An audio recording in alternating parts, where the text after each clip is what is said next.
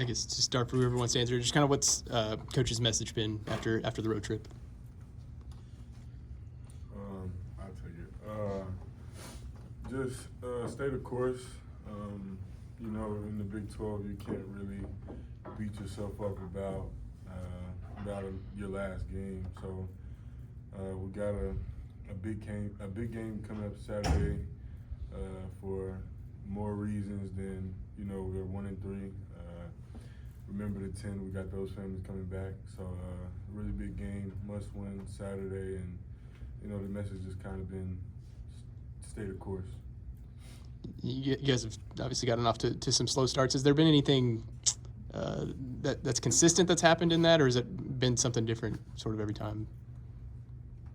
I think consistently we just haven't played to our full capability, and you know within that first half, and I think we don't play as a team. Like we all know what's going on within the locker room, and we just looking to fix it. Just looking to fix it. We still building right now as well, so a lot of us still like trying to figure out how to play in this league, and it's the team itself is like what coach called us Misfits. Oh, misfits. Yeah. But you mean it in a positive way. In a good way. So like that alone just tells how the program is, and like we still working, and I believe, and everybody here believes that we can do it. So we got it. No, don't count us out yet. Yeah. I wouldn't say it's a long season still left. So it's a lot of games. You guys have an idea about how close you guys are? Yeah, you guys get a feel for it. I think you can see it there in the second half of the BYU game. Like, I think we have 15 made shots and 12 of them were assisted, something like that. So like, we have spurts of it where we all play together and we're working together. We get stops, we get buckets, and then you see the spurts like the first half where we'll take some bad shots, not get stops. So you see spurts of it right now, and it's still coming together. You made a great point, because at the K-State game I looked for it, because at West Virginia there were only 5 assists the entire game. There were 8 the first half and 15 for the game against K-State. Do you start thinking, I need to look for another pass when you may have a shot? I mean, how does that play with your head when you're trying to get off to a good offensive start, shot versus pass? I think in that instance, it doesn't really mess with you. It kind of just flows. I think the games that we've had 15, 16 assists was just we were moving, we were all on, the ball was popping and it wasn't sticking in one area. So I don't think it messes with you really. I think it just comes within the flow of the game. Connor, what could it do for you to kind of see some shots fall like you did in BYU? Oh, it was good. It felt good to feel a couple shots fall. I think it helped start that run in the second half with us getting back within 3. So it was good just to contribute and help us get back into the game. How do you stay ready? Because minutes haven't been totally consistent this year. So how do you kind of stay ready and take advantage of those opportunities? Yeah, I mean, it's tough. Like, just practice every day, make sure I'm still getting reps in and competing as hard as I can. Then whenever I get in, just do what I do, guard the ball, make shots, and play within the team. I've watched you two on the bench.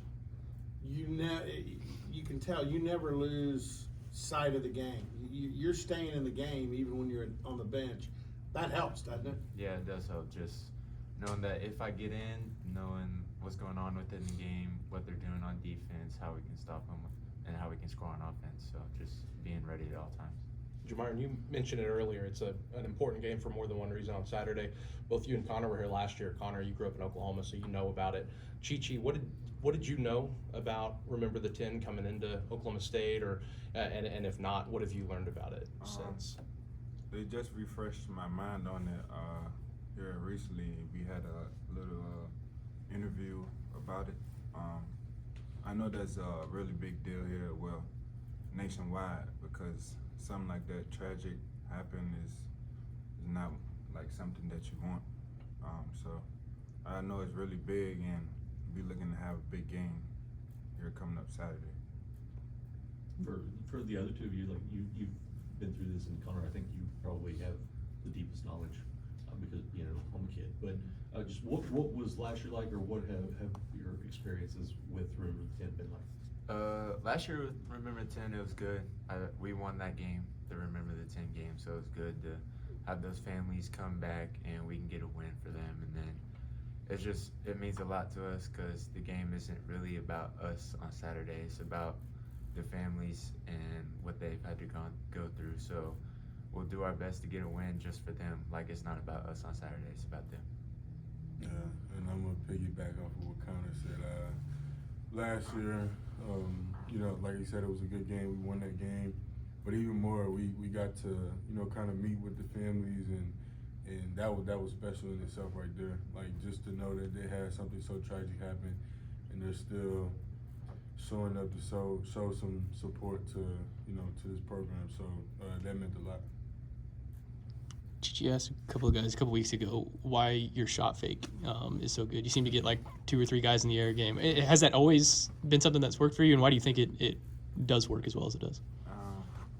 I don't know, to be honest, because I think it works because I got a good shot, so it's able to like use it to my advantage and take people off the dribble when I do it. So that's I don't really know. I don't really do it no more because coaches been getting mad at me for not taking the shot instead of pump faking. So yeah, you ain't seen it as a lately.